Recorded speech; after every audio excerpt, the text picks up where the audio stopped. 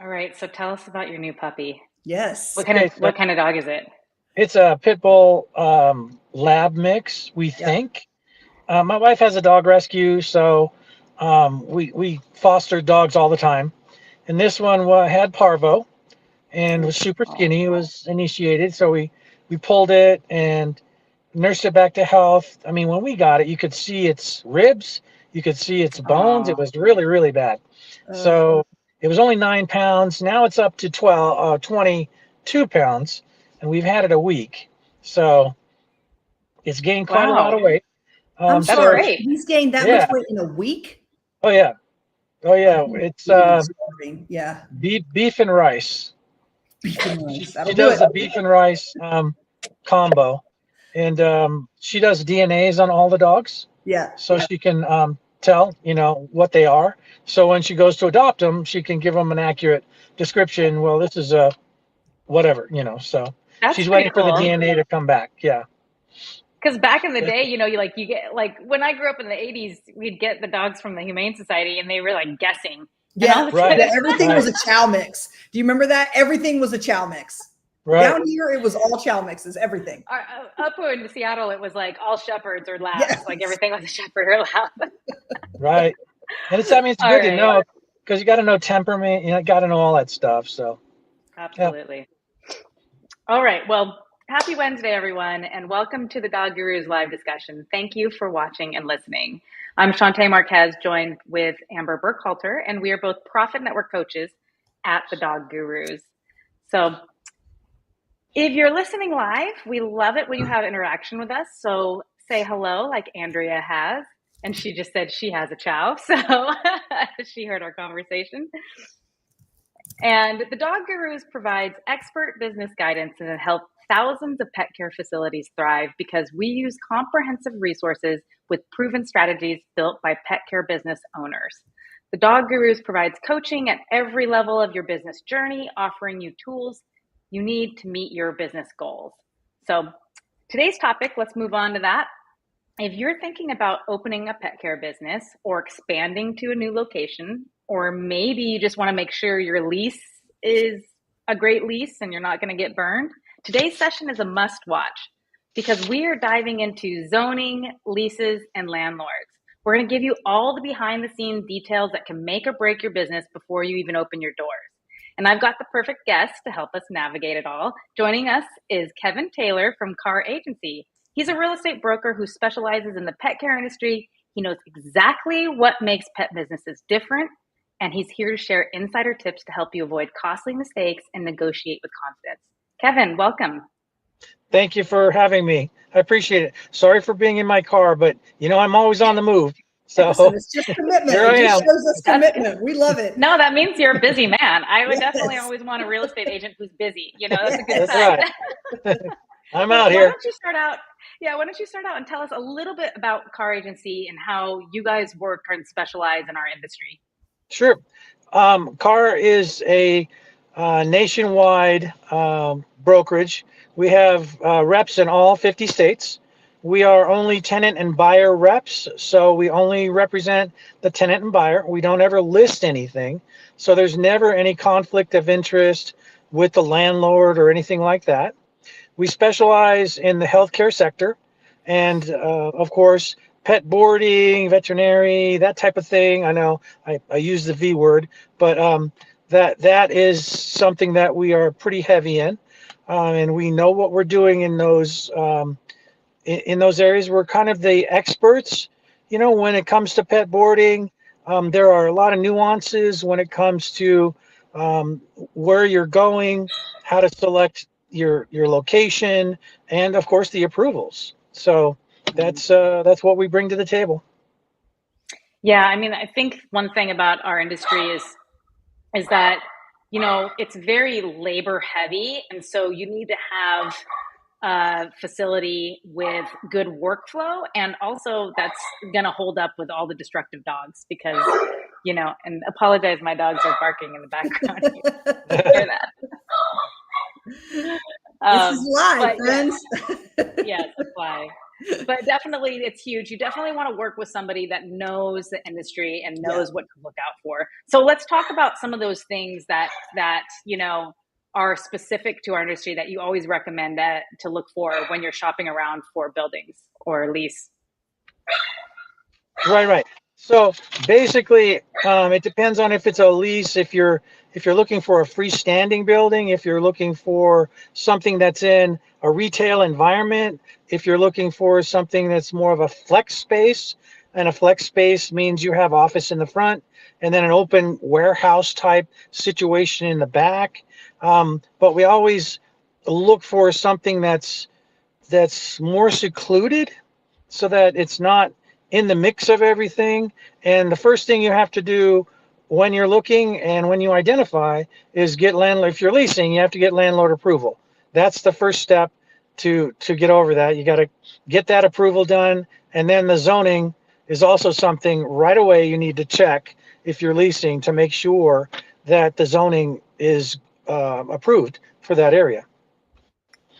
Yeah, I think that's typically like one of the biggest hurdles when people are looking for locations. I know for me, when I was looking, my business was in Los Angeles, it was in Long Beach. And even though I found in LA, pet care facilities were zoned in industrial. And I can't remember if it was light industrial or general industrial, but the building that I wanted to lease my space at was one or the other. And I had to apply for a conditional use permit, which that was a $10,000 investment and it wasn't guaranteed I was going to get It's not it. guaranteed, right? No. And I also had to negotiate the lease and I had to have the lease before I applied for the permit. And it's like, well, if I don't get this permit, then, I'm out of, so it was just crazy. So these are the typical Right. things that, the people in our industry, they go through. Can you tell us a little bit more about like what is typically the zoning for this industry? The zoning is basically for pet use.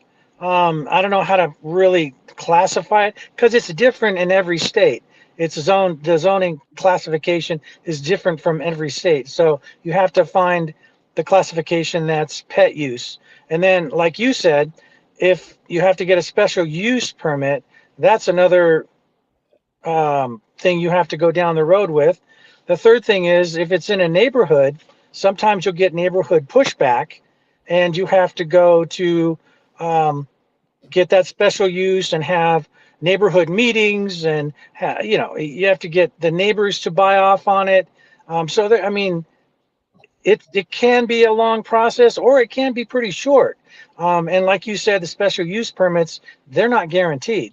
So I don't want to stop anybody. Go ahead. Well, yeah, so when I applied for that CUP, I still had to go in front of city council and I had to plead my Right. case. Luckily, they were all filled with dog owners. So Yeah, a lot of times that's the case, but every once in a while you find somebody in the neighborhood that makes it their job to put the kibosh on it.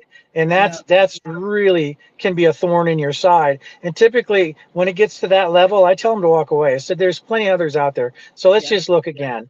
That you're going down a road that it's going to take forever and it's going to cost you a lot of money.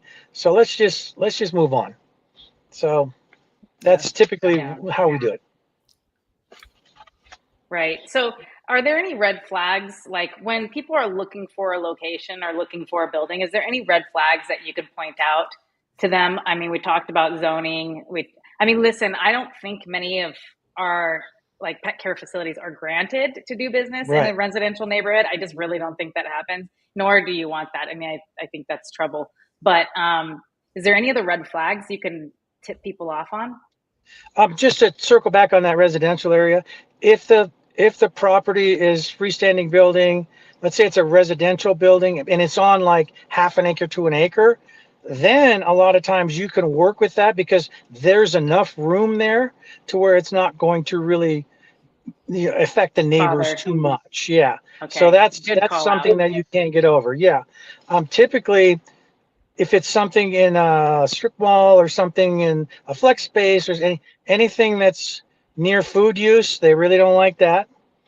So food use and animals don't really go together very Makes well. Anything that's near medical, yeah. not a good thing. You know, if there's medical in the area anywhere, that's usually a no-brainer that they're going to say no.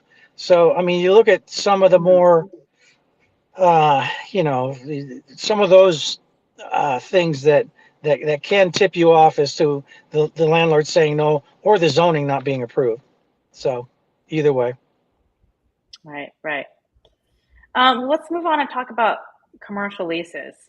So, Okay. what can you tell us about that and things to look out for or things to ask for when you're negotiating a lease? Well, do not go in and do a lease by yourself. Always have representation. Here's what I always tell people. If you were being sued, would you go to court by yourself? Of course not. You'd get a lawyer because they know what they're doing. So get somebody that knows the property, knows the way it works, and can negotiate on your behalf. You want somebody negotiating on your behalf. That way you're not the bad guy. Make them the bad guy. So you go in there and you kind of, Smart. because what we do is we go in there and we ask for, you know, a good rent. We look at the comps and we get a good rental rate. We ask for um, free rent. We ask for tenant improvement dollars. We ask for all this, to make sure that you're not getting yourself into something that's going to cost you way too much money. And the landlord's got to have a little skin in the game. So I mean, you're going to be a good tenant. You're going to bring a lot of good people to the center or wherever you're at. So you've got to go into it negotiating that way. The third thing that we do is we always like to look at more than one space at a time. We put the spaces up against each other, so that this landlord's giving us this much, this landlord's giving us this much. That way That's you can smart. kind of you can play them off each other. I've done that Yeah, many you get times. negotiation leverage. That's Exactly. smart. It gives you the good leverage and a good posture so that many a times I've had landlords come back and say, okay, I will match that if they come in here, possibly because the landlord was a dog lover, or possibly they just wanted that use there. Yeah. But you really need to have representation to help you out, because it can make you a lot of money. It save you a lot of money. Yeah, I wish I would have had representation because in my situation, I did it all myself. I didn't know what I was doing at all. I mean, Right. when I got into this business, I didn't know what I was doing at all. I learned throughout the time, but I don't think I was set up too bad, but I wasn't able to negotiate. Like, I did a bunch of renovations and upgrades to the building. And, I was it was my responsibility to do like maintenance, like in LA, the tall palm trees. I had to keep those trimmed and stuff Oh like my Oh yeah. that. Yeah, goodness. yeah. Yeah, Wow. yeah, yeah. So, luckily, I know a really good arborist, which is my, That husband. So worked. Yeah. Yeah. that works. Right. Yeah. But I mean, I didn't get any of that like added value with my lease. I was like, I felt so desperate, and I felt like I was in a position like, oh my God, please, please, please, please give me this lease. And I was like willing to take anything. And I think that I could have been set up for a much better position if I had somebody like you on my side. Right. Absolutely. Particularly the comparison. I mean, I didn't do it without representation. I will say that, but I wanted this space because of where it was. And so any other space was not going to work. But looking back on it, if I had had 3 or 4 spaces and 3 or 4 different landlords who knew, I think that puts you in a much better position. That's Yeah, fantastic. even if you love the space and Yeah. that's where you want to end up, you always want to go in with 2 or 3. That way they know, okay, he's out there, he's looking at multiple spots. If we want to play, we got to get in the game. Yeah. So what are we going to do? And I mean, here in Vegas, we have to put good restrictions on how much we have to pay for HVAC, Yes. because it's hot here in Yeah. Vegas. So the Yeah. HVAC language has to be very, complimentary to both sides. Like, maybe the tenant doesn't pay more than $1,500 in a year if anything happens. Yeah. And as far as replacement goes, that's all on the landlord. That's not on the tenant. You'd be surprised how many sign a lease, and in there they put HVAC is 100% your deal, and if it goes out, you replace it. That's $30,000.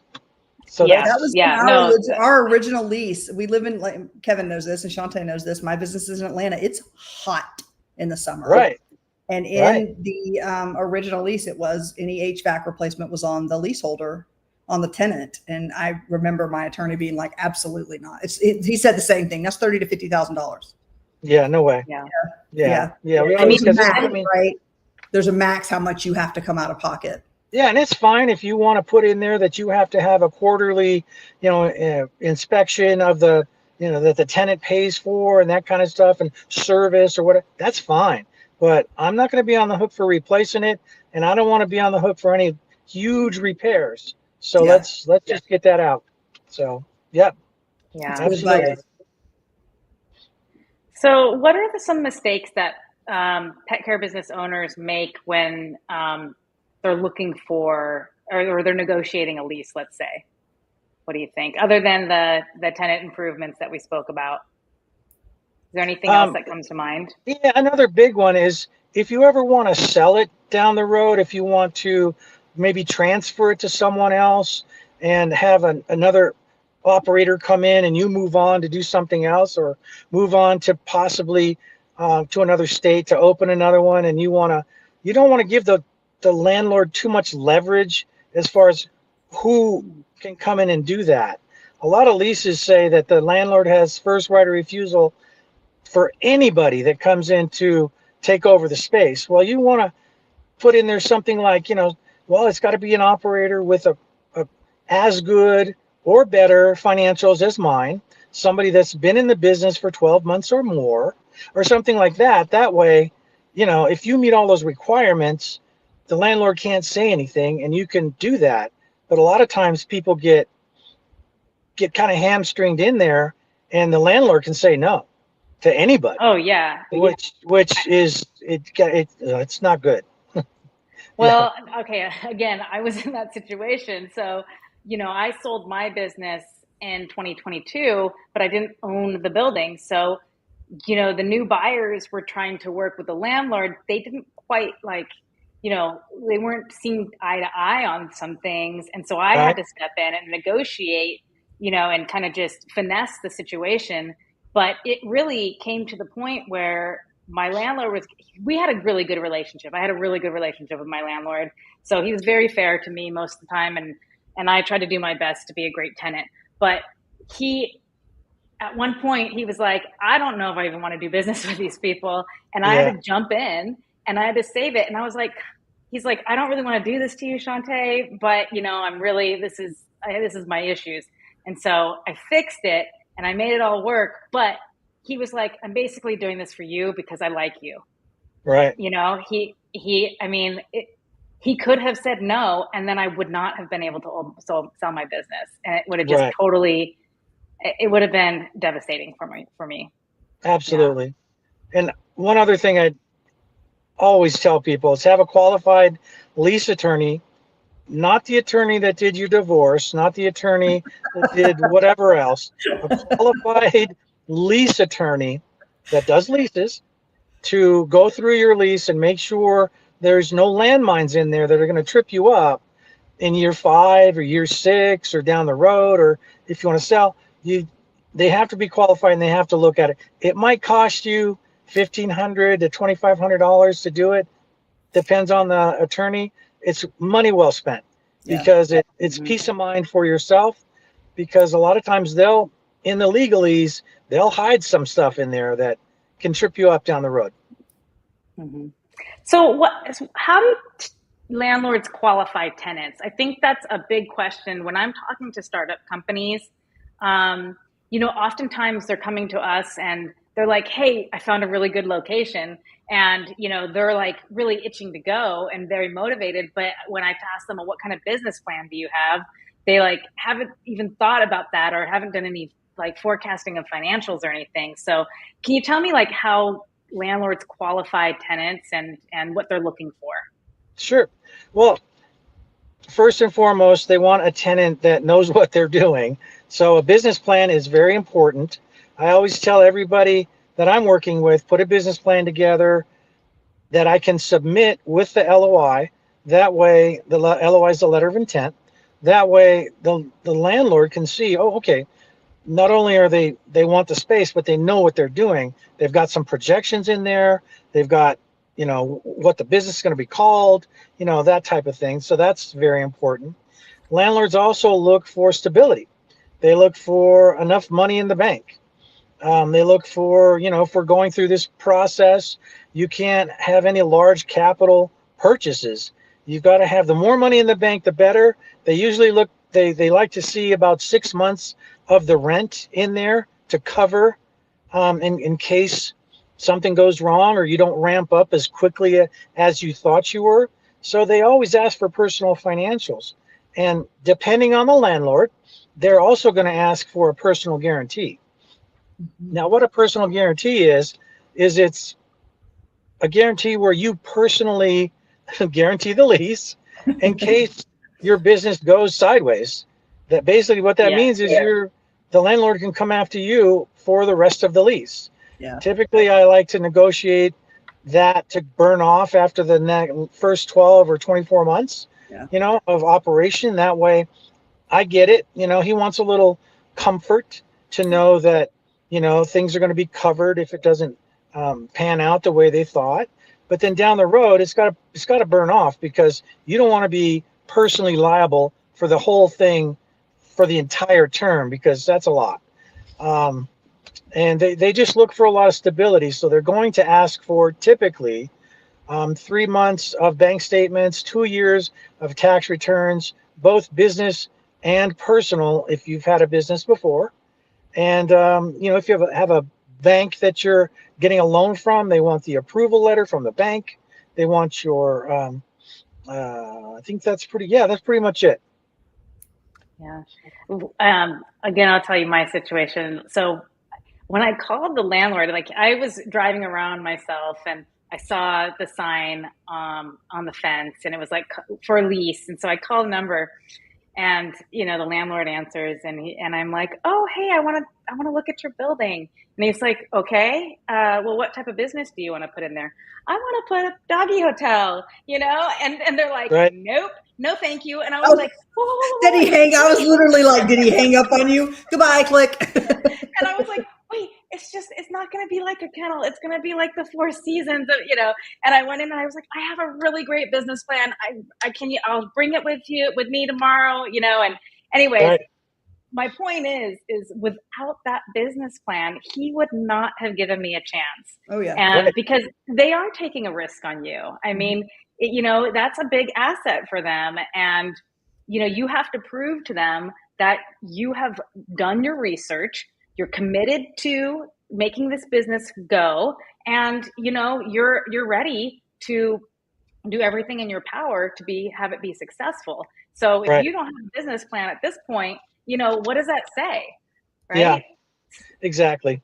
And they just want to make sure that you know what you're doing, because, when you especially if you're going to be putting it in a retail area-ish or even an industrial area-ish, that if it's a flex space, they want to know that you understand pet relief areas. You understand noise mitigation, sound mitigation, and smell mitigation, all that stuff.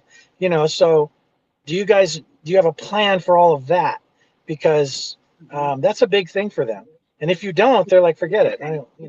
Well, and a lot of cities will require you to have a plan for that too. So that's part of sure. When you're doing your business plan, that's part of the research that you should be finding out for what your city ordinances are too. Absolutely. And that's why, whenever I work with someone in the pet boarding business or the veterinary business, either one, I have contractors that have done that before, and they understand that. They know, it's got to have a better ventilation system. It's got to have some, room for this and room for that. It's got, the sound walls have to be double thick and for my neighbor next door and, that type of thing. So they get it. So it's always good to have a contractor that has done it before. And once again, with Carr, all of our agents nationwide, we have a vendor list where we've got lists of contractors that have done it. So we can. One thing really quickly, I know we're coming up to time, but really quickly, one of the things that we haven't touched on is the research that you provide for your customers. Because I know you guys have that resource available, and I don't think people are aware of that. So can you talk about Right. that? Absolutely. Yeah, we do what's called a heat map. So we can show you where the competition is. We have demographic maps. We can show you where the hot demographic areas are. We have pet ownership maps that we can do that show you where in the areas, the high intensity of pet ownerships are. So we have all of that available free of charge.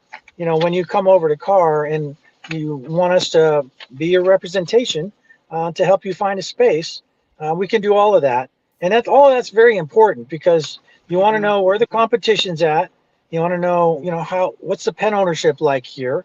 What's the demographics like? Are they going to be able to support me being in this area? So it's very important stuff. It's good information. Yeah. Well, you sold me on all that right there. So, I mean, Yeah, that's huge. No, that really is it's huge really because good. you Yeah. can't Big really time get that. saver too. I mean, that's such It's a a big time time saver for a saver. business And plan. if you were to seek out that information yourself, it'd be very expensive. It So, would. I Yeah. mean, yeah, that's great. All Yeah, right, Kevin, absolutely. thank you so much. I know you got to show a building Oh, in a no couple worries. I'm minutes. good. Yeah. I got 4 minutes. I'm good. Does any questions anybody has out there? I don't know if they can Yeah, I type don't in see. questions or anything. Yeah, if you have questions, please type in. I don't see any right now, but Okay. of course, you can always come back onto our Facebook and Instagram pages or YouTube pages, and if there's questions, I'll ping you and let you know. Hey, can you answer this for us? So Awesome. please, if you're listening at a later time and we're recording, go ahead, put your questions in there, and we'll get them answered for you. And I will also, after this turns off live, I'll also put Kevin's information, his cell phone number, as well as his email address for everybody if you guys want to reach out to Kevin. And Okay. you have Perfect. representation in all 50 states. Is that what you said, Kevin? Correct. All 50 states. Perfect. You betcha. Yeah, We'll help you excellent. out. And if you want help with building a business plan, well, you can come to us for that because we can help you do that. And Perfect. look, everybody that you'll be working with at the Dog Gurus, we are all business owners of pet care facilities. So we know what we're talking about. We know the strategies that work, but we're here to help support you and guide you on building a business of your dreams and making it profitable as well and safe for the pets, as always. All right. Amazing. So last thing I'll say is that please join our Facebook group, Grow Your Pet Care Business. If you haven't done so, it's a great place for community and just to be amongst like-minded peers. We just have 2 rules with that, and that is no selling in that group and be nice. All right. Okay, everybody. Have a great day, and we'll see you next time. All right. See you next time.